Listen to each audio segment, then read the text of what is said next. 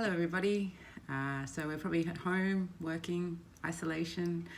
In this crazy time, I thought it'd be a nice time to actually get you all on board and teach you how to make some sourdough for yourselves at home. So for those of you who are not familiar with what is sourdough, in simple form, sourdough is flour, water, time, and microorganisms. What we need to do, you need to be able to get some flour. I suggest that you get the baker's flour. This here is baker's flour. It's with no additives inside. Also, don't use self-raising flour. Self-raising flour contains other kinds of chemicals inside that we don't need to make a sourdough. So what you need is a baker's flour. You can also, if you want, go to your organic whole market and you can actually find some beautiful flours in there. The first one I actually found is here. This is a whole wheat flour. Now whole wheat is the whole of the bran and the endosperm and the whole of the grain. Now this flour here is fantastic to make sourdough with. It will not only give you a fantastic flavor, but also has a lot of microorganisms already working. Then there's another kind of flour called rye flour. So rye flour is a special flour. It actually has a lot less gluten than normal flour. So I recommend if you want to use rye flour, maybe use it at 50%. So you can go 50% white flour, 50% rye flour. You can use a 100% rye flour starter, but I think you'll have much better results if you're first starting off with a 50-50 mix. Rye flour does have a lot of microorganisms on it, so it is also a fantastic way to make a sourdough. The last one I have here, which is a special one, this is spelt. Spelt also is it doesn't have a very high amount of gluten inside, but can actually make a really nice, more cereal flavor in your sourdough. You can also use this at up to 50%, or you can even use it at 100 if you wish. Today we're going to keep it simple. We're just going to make a sourdough starting with the white flour. What you need to do is you'll need a set of scales. You'll need some water. Tap water is fine, approximately around 20 degrees.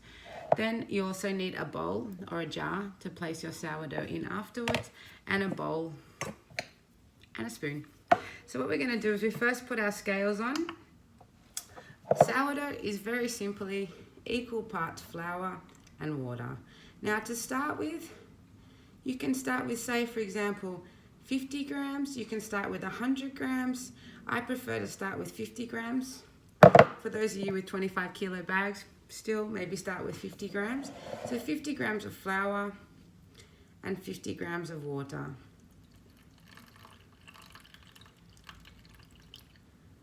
Once that's done, all you need to do is stir. So you want to combine so all that flour is dissolved in the water.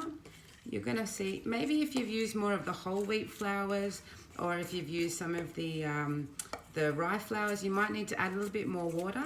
But the idea is to make, as you can see here, just getting all that flour combined. You can use your hands, of course, for this. Did you know we have millions of microorganisms on our hands, which can actually change the flavor of your sourdough? So what we're going to do here is we're just going to mix it. Once you've mixed it, what you then need to do is you need to get your little bowl, and we're just going to scrape it into the bowl. Okay, now you need to make sure, the one thing you need to make sure with your bowl is that your bowl is nice and clean. Okay, before I actually put my sourdough inside, I'd used a bit of alcohol or sanitizer. It's very important to have very clean equipment when making sourdough, and also make sure you don't have any dripping on the sides. So if you just scrape it off like that. Now you can cover it loosely with a lid, it's no problem. Another option is what I like to do is put a little bit of cling wrap on top, or if you like you can even use a cloth. Now I need to put this into a very warm part of my kitchen.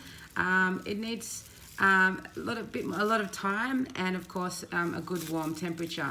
Now you're going to leave this for the next 12 hours. And you'll see when you come back tomorrow, it should have some nice little bubbles and some nice little action in there. Then we need to feed it. So in order to feed a sourdough, you need to feed this sourdough for 7 days before you can use it. If you already have a sourdough and you're not sure how to feed it, we can do that as well. So the first thing, as I said, so now we're going to leave this one aside. We'll come back tomorrow and I'll show you tomorrow how that one is looking. In the meantime, I have here my sourdough. This is Alta, and as you can see, Alta is very active, very bubbly. Okay, it's actually 4 years old.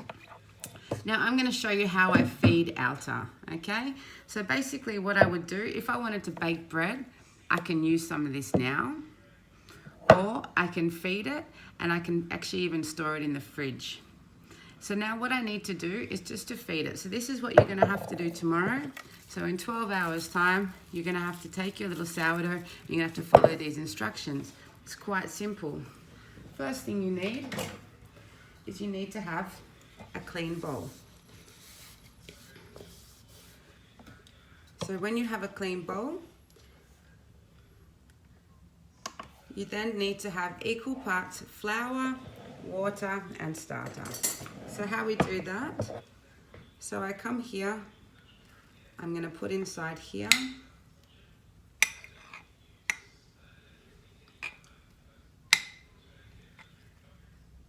my starter. Then I'm going to also put inside, so there's 100 grams of starter, and here I'm going to put in 100 grams of flour. Then I'm also going to add in 100 mils of water. So it's equal parts. Then what I need to do is I'm going to stir this. Once again, you can use your hands, but I'm going to stir this, making sure that I have no lumps, making sure that I have rid of all of the flour mixed in very well. So mix it up.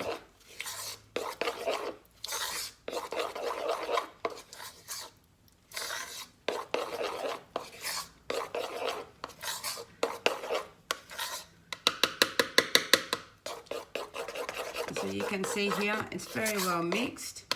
Now your sourdough can be stiff, it can also be liquid, depending on how you would like to make it. If you want to make a stiff sourdough, you then need to add more flour than water. So for example, if you have 100 grams of starter, you could mix then, for example, 100 grams of flour and maybe, let's say, 80 or 70 grams of water, and you would make more like a dough. So now I'm going to scrape the sides. Make sure we clean them off. Now make sure you also have a container that's big enough, because your sourdough is going to somewhat double in size. Okay, so now you can clean this off, and once again you can cover this with plastic. And this sourdough will be ready to use in approximately 6 to 8 hours. You'll see it'll start bubbling, the bubbles become quite bigger, and then you can check your pH level. There's many in-depth ways to go about it, but however, once you feel that it's very active, if you want to see here, this one is how I describe very active. So you can see it actually has a lot of bubbles inside. It's really talking to me, and then I know my sourdough is ready to use. So that's a really simple way of how to make a sourdough starter. As I said, it does take 7 days to make the sourdough starter. If you would like, and you're in the Sydney region, and you can get to me, I can possibly give you some of my starter here, and you can start already baking tomorrow. However, in the meantime, I will catch you up tomorrow and let you know how to take in the step 2. Thank you.